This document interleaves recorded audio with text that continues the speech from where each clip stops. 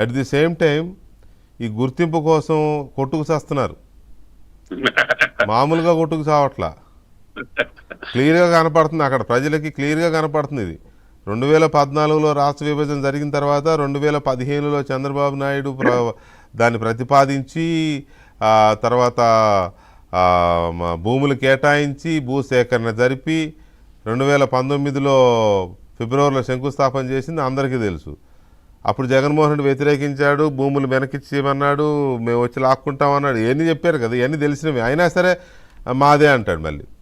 అందుకే అన్నాను బొత్స సత్యనారాయణ గారు మరి ఏ ఉద్దేశంతో అన్నాడు కానీ 2007లో రాజశేఖర రెడ్డి గారు దీని గురించి ఒక ఆలోచన చేశారు అని. నిజానికి 97లోనే ఇందాక నేను చెప్పాను కదా, శంషాబాద్ ఆ పని జరుగుతుండగానే ఆయన చంద్రబాబు నాయుడు గారు భోగాపురం గ్రీన్ఫీల్డ్ ఎయిర్పోర్ట్ అనే ప్రపోజల్స్ తయారు చేసి ఢిల్లీకి పంపారు. సో ఎందుకు ఈ రకంగా నిజాలు తెలుసు కూడా మా రాష్ట్రంలో ఒక అద్భుతమైన ఎయిర్పోర్ట్ వస్తుంది, మా ఉత్తరాంధ్రలో ఒక అద్భుతమైన ఎయిర్పోర్ట్ వస్తుంది, ఇది వదిలేసుకుని కొట్టుకు చేస్తారు ఎందుకు? అంటే ఒకటి చెప్పాలండి, ఒక సామెత గుర్తొస్తుంది నాకు. వంట బాగుంది అంటే మంట నేనే పెట్టాను అన్నారట. అంటే పొయ్యి వెలిగించింది నేనే, వంట బాగా చేసిన. అట్లాగా చంద్రబాబు నాయుడు గారు ఏది చేసినా కూడా దాని వెనక నేనే ఉన్నాను, నాదే ఆలోచన అని చెప్పే క్రమంలో జగన్మోహన్ రెడ్డి గారు సరే వారి ఉన్నటువంటి మీడియా అటువంటి ప్రచారం చేస్తుంది. జగన్మోహన్ రెడ్డి గారు బటన్ నొక్కి డబ్బులు ట్రాన్స్ఫర్ చేయటం తప్ప ఇటువంటి పథకాలు ఆలోచన చేయటం కానీ, దానికోసం కృషి చేయటం కానీ, కేంద్రంతో మాట్లాడటం కానీ అసలు ఏనాడేనండి.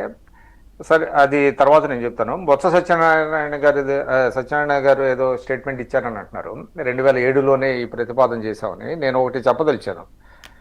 2007లో బాబ్జీ గారికి కూడా తెలుసు, వోక్స్ వ్యాగన్ పెట్టి అన్నప్పుడు ఏం జరిగింది. వోక్స్ వ్యాగన్ ఆయన మంత్రి శాఖ పోయింది, ఆయన అప్పుడు పరిశ్రమల శాఖ మంత్రిగా ఉన్నాడు ఆయన. అవునవును, హెల్మెట్ షూస్టర్ కి ఆ దెబ్బకి ఆయన శాఖను పోగొట్టుకొని ఏదో అంటారే స్వామి చెప్పినట్టు కన్ను లొట్టబోయినట్టుగా మళ్ళీ తిరిగి పాపం రాజశేఖర రెడ్డి గారి పుణ్యమాని ఆయన ఏదో మార్కెటింగ్లోకి వెళ్ళాడు దీని నుంచి.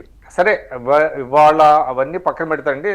ఒక విషయంలో ఇందాక బాబ్జీ గారు చెప్పిన అంశాలని కొంత ప్రస్తావించాలి. ఆయన ఏంటంటే కొంచెం ఆప్టిమిస్టిక్గా ఉంటానే కొంచెం పెసిమిస్టిక్గా మాట్లాడాడు ఆయన. అంటే వాళ్ళ ప్రాంతం వాళ్ళకి ఉద్యోగాలు ఏ విధంగా వస్తాయా రావా అనే దాని మీద ఆయన కొంత కన్సర్న్ ఎక్స్ప్రెస్ చేశారు, తప్పేమీ కాదు. కాకపోతే నేను ఇక్కడ ఒక మాట చెప్పదలిచాను. ఎందుకంటే ఏ కంపెనీ అయినా ఏ పరిశ్రమ అయినా స్థాపించే ముందుగా ఏంటంటే అక్కడ ఉండేటువంటి స్థానికంగా ఉండే వాళ్ళకి నైపుణ్యాలు పెంచి శిక్షణలు ఇచ్చి అప్పుడు కంపెనీ పెట్టదండి ఎప్పుడు కూడా. జనరల్గా అది ఏమవుతుందంటే కంపెనీ అనేటువంటిది ఏర్పాటు చేసిన తర్వాత స్లోగా అబ్జార్బ్ చేసుకుంటారు వాళ్ళని, ఇంటర్న్షిప్గా తీసుకొని తగినటువంటి ఎవరికైతే నైపుణ్యాలు ఉన్నాయో లేకపోతే ఆ చదువు ఉందో ఎడ్యుకేషన్ ఉందో చేస్తారు, స్లోగా అట్లాగే అబ్జార్బ్ చేసుకుంటారు తప్ప ముందుగా దాన్ని ఏమంటారంటే బ్యాక్వర్డ్ ఇంటిగ్రేషన్ అంటారు. బ్యాక్వర్డ్ ఇంటిగ్రేషన్ ఆ విధంగా జరగదండి. అందువల్ల ఇవాళ అంతర్జాతీయ విమానాశ్రయం వచ్చిన తర్వాత క్రమంగా అక్కడ ఉండేటువంటి స్థానికులకు ఉండేటువంటి ఒక నైపుణ్యాలను అనుసరించి వాళ్ళని అబ్జార్బ్ చేసుకోవటం అనేటువంటి జరుగుతుంది. అది ఎక్కడైనా ప్రపంచంలో ఏ పరిశ్రమ పెట్టినా జరుగుతుంది. It is no exception. ఇప్పుడు ఇంటర్నేషనల్ ఎయిర్పోర్ట్ విషయంలో కూడా దానికి ఏమీ భిన్నంగా ఏమీ కాదు. అందువల్ల ఆయనకు ఉన్నటువంటి కన్సర్న్స్ పెద్దగా వాటిని వర్రీ అవ్వాల్సిన అవసరం లేదు. స్లోగా ఖచ్చితంగా మీకు ఆ 3 జిల్లాల్లో ఉండేటువంటి వాళ్ళకి సింహభాగం 90% రాకపోవచ్చు కానీ ఖచ్చితంగా మాత్రం సింహభాగం ఆ స్థానికులకే అక్కడ అవకాశాలు వచ్చేటువంటి అవకాశం అయితే ఉన్నది. దానికోసం కొంత అక్కడ స్థానికంగా ఉండేటువంటి ప్రజాప్రతినిధులు, శాసనసభ్యులు కావచ్చు, మంత్రులు కావచ్చు, వాళ్ళు కూడా ఆ దిశగా కృషి చేయాల్సినటువంటి అవసరం ఉంది. ఇక వారు ఇంకో మాట కూడా అన్నారు, ఇక్కడ అధికార యంత్రాంగం అంతా అక్కడ తరలించారనేది. ఎస్, అదే టెంపరీ ఇదండి. ఒక వారం రోజులు 10 రోజులు అక్కడ పనిచేయటం వల్ల వాళ్ళకి జరిగేటువంటి నష్టమే ఉంటుంది. అది ఒక రాష్ట్ర కార్యక్రమం. అదేదో ఒక జిల్లాకి పరిమితం అయినటువంటి ప్రాంతం కాదు, రాష్ట్రానికి మేలు చేసేది. ప్రతి ఒక్కళ్ళు భాగస్వామ్యం అవటంలో తప్పేం లేదు. అందువల్ల అది కూడా పెద్ద ఇష్యూ ఏం కాదు. అది అందరినీ అక్కడికి తీసుకెళ్ళి అక్కడ పనిచేయించటం దానికి ఒక పెద్ద ఈవెంటు. మీరు అన్నట్టుగా దానికి తగినటువంటి ప్రచారం కూడా అవసరం మనకి. అదేవిధంగా ఇక ఇంకోటి ఏంటంటే మేజర్గా పట్టాభి గారు చాలా అంశాలు ప్రస్తావించారు, చాలా చక్కగా చెప్పారు, అందరికీ అవగతమయ్యేటట్టుగా చెప్పారు. అయితే నేను 1 or 2 ఇష్యూస్ అంశాలను నేను యాడ్ చేయదలుచుకున్నాను. ముఖ్యంగా అండి మనకేంటంటే పాసింజర్స్ ట్రాఫిక్ అంటే దాని నుంచి వచ్చే రెవెన్యూ కంటే ఫ్రైట్ మీద ఎక్కువ మనకి ఆదాయం వస్తుంది. అది రైల్వేస్ కావచ్చు, షిప్స్ కావచ్చు, అదేవిధంగా ఏరోప్లేన్స్ కావచ్చు. ఎందుకంటే 40-60% 60-40% రేషియో ఉంటుంది. ఫ్రైట్ మీద వచ్చేటువంటి ఆదాయం 60% ఉంటుంది, ప్రయాణికుల మీద వచ్చేటువంటిది 40% ఉంటుంది.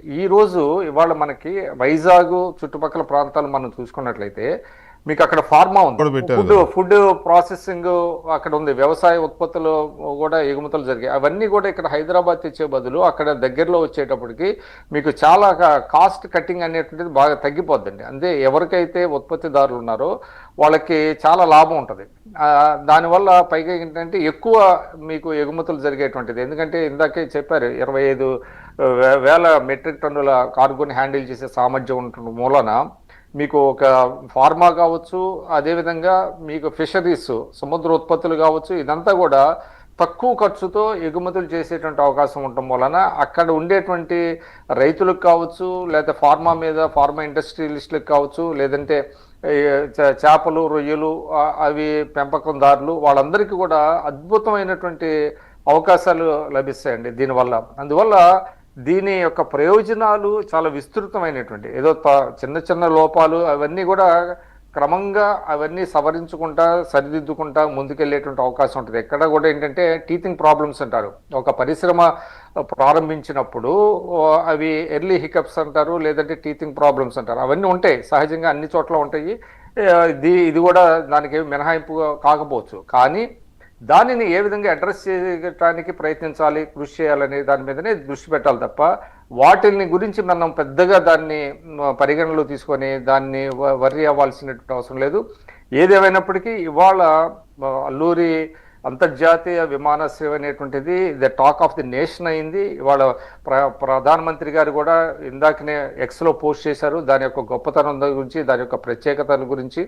కాబట్టి ఇవాళ గేమ్ చేంజర్ అని ఏదైతే అంటున్నారో అది ఖచ్చితంగా అది సామాన్యుడి వరకు వెళ్తుంది. Game changer not only for state అంటే రాష్ట్రానికి, రాష్ట్ర ప్రజలకి అది. అందువల్ల దీని మీద ఏదైతే కొన్ని మనకి ఉన్నాయో అపోహలు కావచ్చు, భయాలు కావచ్చు, ఆందోళనలు కావచ్చు, అవన్నీ కూడా దూది పింజల్లాగా ఎగిరిపోయేటట్టు.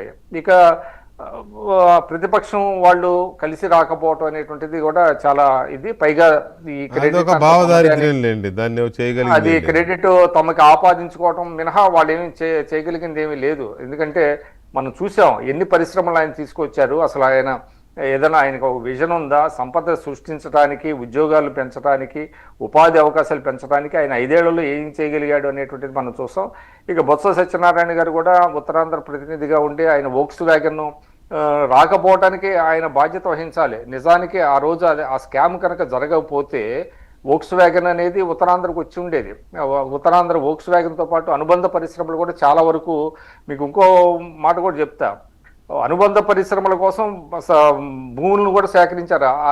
ఆ టైంలో సేకరించి కొంతమంది నష్టపోయారు తీరా పరిశ్రమ రాకపోయేటప్పటికి.